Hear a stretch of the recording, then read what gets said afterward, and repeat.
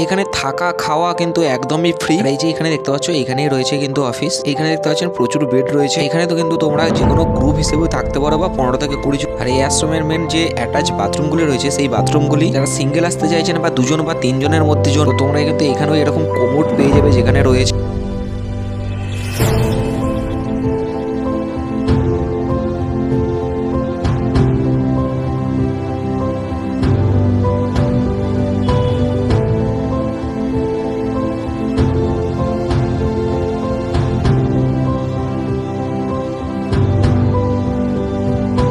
বাইরেটা রয়েছে বিশাল বড় পার্কিং এরিয়া।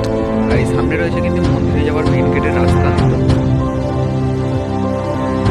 রাস্তার উল্টো দিকে এবং মন্দিরের উল্টো দিকে কিন্তু দেখতে পাবে এই রয়েছে মেন মন্দিরে যাওয়ার মেন রাস্তা। আর একদম সোজা A few minutes later. Hello বন্ধুরা, কেমন আছো সবাই? আশা করছি সকলে অনেক ভালো আছো। স্বাগত জানাই এই চ্যানেলে আবারও একটা নতুন ভিডিওতে। আর আজকে রয়েছি বেলারির রামকৃষ্ণ আশ্রমে। আজকে এই আশ্রমে সমস্ত ইনফরমেশন থাকবে আমার এই ভিডিওতে। এই মন্দিরে তোমরা কিভাবে আসবে, কিভাবে সকালের চা থেকে দুপুরের খাওয়া সাথে রাত্রের ডিনার একদমই ফ্রি পাবে এবং এখানে থাকতে পারবে একদম ফ্রিতে, সমস্ত কিছু ইনফরমেশন থাকবে আমার এই ভিডিওতে। চলুন আজকের ভিডিওটা একদমই ছোটর উপরে হবে। এই ভিডিওটা স্কিপ না করে শেষ পর্যন্ত দেখার অনুরোধ রইল। চলো বেশি বাবু না করে আজকের ভিডিও স্টার্ট করা যাক।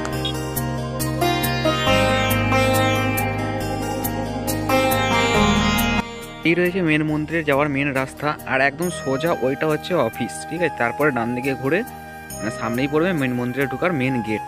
এখন আমরা কিন্তু মন্দিরের ভেতরে ঢুকে গিয়েছি। আর মন্দিরের ভেতরে ঢুকতেই তোমরা দেখতে পাবে এইরকম সুন্দর কিন্তু ফুলের বাগান, যেখানে সবে মাত্র ফুল গাছ লাগানো রয়েছে। আর এখন হচ্ছে শীতকাল, তো এক সাইডে কিন্তু কিছু গাঁদা ফুল ফুটেছে আর এক সাইডে কিন্তু প্রচুর পরিমাণে কিন্তু গাঁদা ফুলের গাছ লাগানো রয়েছে।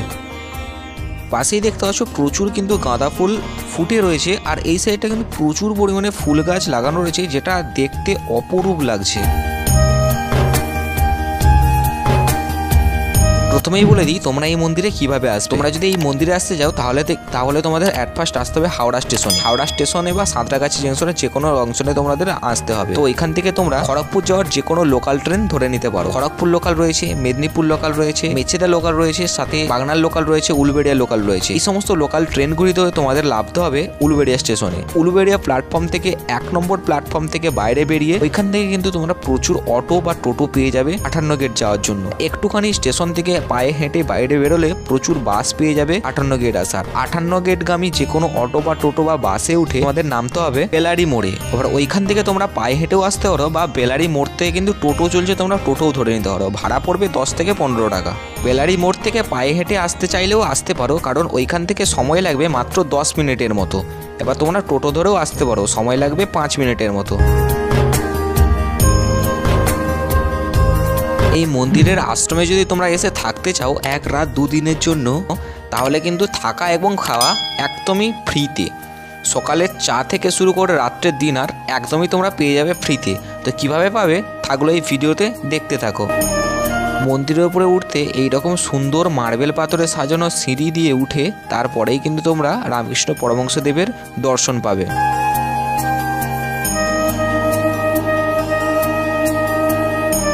মন্দিরে উঠেই গেটের সামনে থেকে ডান দিক লক্ষ্য করলেই দেখতে পাবে এইখানে রয়েছে প্রণামী বক্স এবং এক কোনায় রয়েছে চরণামৃত। মন্দিরের প্রথম গেট দিয়ে ঢুকেই একদম সোজা দেখতে পাবে রামকৃষ্ণ পরমহংসদেবের মূর্তি এবং এই মন্দিরটার 3টে গেট রয়েছে। একদম আমরা সামনে এগিয়ে যাব যেখানে রয়েছে রামকৃষ্ণ পরমহংসদেব এবং এই মন্দির খোলার সময় হচ্ছে সকাল 6:30 থেকে দুপুর 11:30, আবার বিকেল 3:30 থেকে সন্ধ্যা 6:30। প্রফুল্ল মহারাজ ছোট্ট একটি কুঁড়ে ঘরে এই আশ্রমটি প্রথম শুরু করেন। উদ্দেশ্য ছিল গরিব শিশুদের বিনা পয়সায় লেখাপড়া এবং চিকিৎসা করবেন।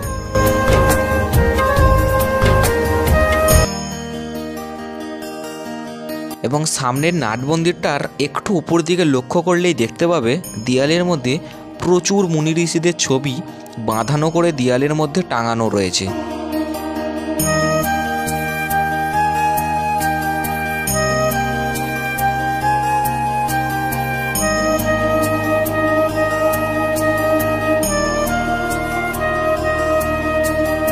মন্দিরের নিচেই রয়েছে বুক স্টল, যেখানে রামকৃষ্ণ পরমহংসদেবের নানা রকম বই এইখানে তোমরা কিনতে পারবে। এবং মন্দিরের সাইডে রয়েছে মা দুর্গার বোধন বৃক্ষ, একটি বেল গাছ, যেটি খুব সুন্দর বেদি করে সাজানো রয়েছে। তো চলুন, এতক্ষণ তো তোমাদের মন্দির দর্শন করালাম, এখন তোমাদের দেখাবো অতিথি নিবাসে কোথায় থাকবেন। চলুন এখন ভেতরে যাওয়া যাক। এইখানেই রয়েছে অতিথি নিবাস, সাধু নিবাস একসাথে। আর এই হচ্ছে বেলারি রামকৃষ্ণ মিশনের অফিস, যেখানে স্বামীজিরা থাকেন।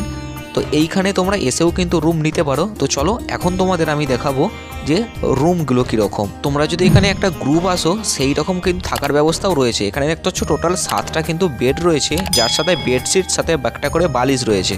এবং যদি 2জন বা 1জন বা 3জন থাকতে যাও, সেই ব্যবস্থাও আছে, সেগুলো তোমাদের আমি দেখাচ্ছি। আর আগে এইখানে দেখতে পাচ্ছ, এইখানে কিন্তু 7 জন একটা চেয়ারও রয়েছে, এবং সাইডে কিন্তু তোমরা গ্রুপ বা ফ্যামিলি আসলে থাকতে পারো।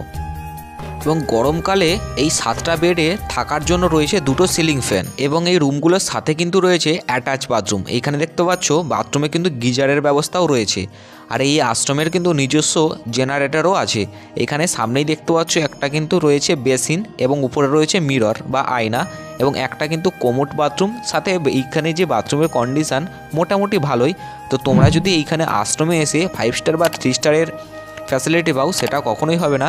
তো তোমরা সেই রকম মানসিকতা নিয়েই এইখানে থাকবে, তার জন্য কিন্তু তোমাদের সব কিছু ভালোভাবেই দেখিয়ে দিচ্ছি। তোমরা যদি 2জন বা 3জন এসে থাকতে যাও, তাদের জন্য কিন্তু রয়েছে এইরকম একটা ছোট্ট প্লেস, যেইখানে কিন্তু 3টেই বেড রয়েছে। তো তোমরা কিন্তু এইখানে পেয়ে যাবে 2টো সিলিং ফ্যান গরমে থাকার জন্য। এবার এইখানে কিন্তু 100 জনের ওপরে লোক হয় দুর্গাপুজোর সময়, সেখানেরও ব্যবস্থা হয়ে যাবে। এখন বর্তমানে লোক সংখ্যা খুবই কম হয়, যার কারণে কিন্তু অনেকটাই কম। আর এইখানে এইরকমভাবে গুছিয়ে পরিপাট করে রাখানো রয়েছে, তোমরা এখানে একটু পেতে নিও। এই রুমটার কিন্তু অ্যাটাচ বাথরুম নেই, সাইড বাথরুম রয়েছে দেখতে পাচ্ছ। এখানে পাশেই রয়েছে 4টে বেসিন সহ একটা কিন্তু এখানে ছোট্ট বাথরুম, যেখানে রয়েছে একটা কোমোড। এবং প্রতিটা বাথরুমেই কিন্তু রয়েছে কোমোড, এবং প্রতিটা বাথরুমে কিন্তু টাইলস বসানো, ভালোভাবে পরিষ্কার মোটামুটি ভালোই রয়েছে। আর এই যে জায়গাটা দেখতে পাচ্ছ, এই প্লেসটাতেই কিন্তু তোমরা 2 হুইলার বা পার্সোনাল কার এখানে তোমরা পার্কিং করতে পারবে। আর এই হচ্ছে পুরো আশ্রমের এরিয়া।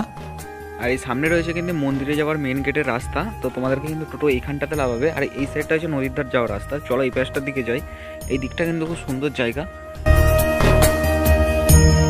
দেখো কত কাছ থেকে খালি জাহাজ যাচ্ছে, দেখো আরও কাছে যাওয়া যাবে। রাস্তাটা এইখান থেকে অনেকটাই, যেতে যেতে জাহাজটা চলে যাবে। সুন্দর লাগছে দেখতে এখান থেকে।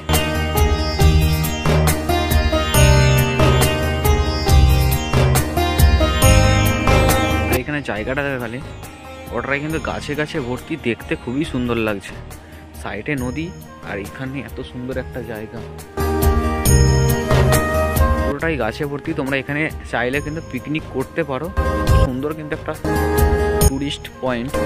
এখানে কিন্তু অনেকেই সিজনে, মানে শীতকাল পড়ে গেছে, অনেকেই কিন্তু পিকনিক করতে চায়। এখানে কিন্তু এসে অনেকেই পিকনিক করে। খুব সুন্দর জায়গাটা, অনেকখানি জায়গা। তোমরা এখানে যে কোনো জায়গায় পিকনিক করতে পারো, কোনো এক্সট্রা চার্জ ছাড়াই।